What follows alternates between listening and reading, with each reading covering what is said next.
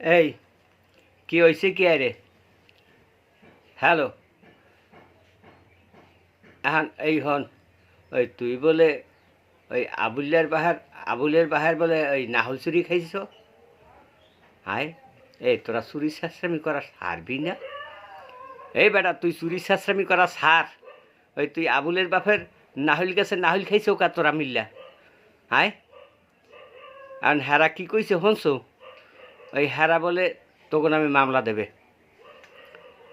হয়, ও নাহল খাও না, খাইছ ডাব। হয়, হে কইছে ডাব খাইলে পাপ হইবে। হেলে তোরা ডাব খাইছ? ও তা হেলে তোরা ঝুনা খাও নাই, যে ঝুনা খাইলে বে গুনা, আর ডাব খাইলে আল্লাহ করবে মাপ। ও ডাব খাইছ যে আল্লাহ মাফ করবে, ঝুনা খাইলে গুণ হইবে। আরে আরে হারামির বউ, ডাব খাইলে পাপ হইবে আর ঝুনা খাইলে গুণ হইবে, দুয়োটাই একই। এখন ওই ডাবের জরিফানা দিয়ে হাত পাও ধরে মাপ সাজাইয়া আর নাই কলম বেড়ায় তোর নামে মামলা দেবে তোর নামে। তুই 1 লাখ খানে হ্যার পোলাও আছে লগে, তাহলে তো দান বাজাইছই।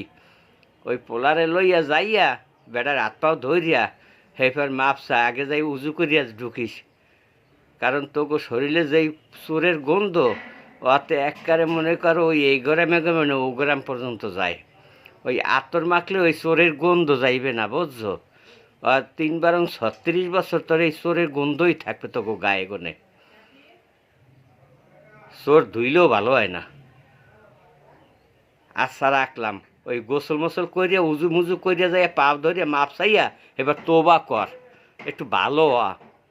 মসজিদে 5 ওয়াক্ত নামাজ পড়, তাই ইমান আন। তাই চুরি ছাঁচড়ামি আর করিস না। রাখলাম।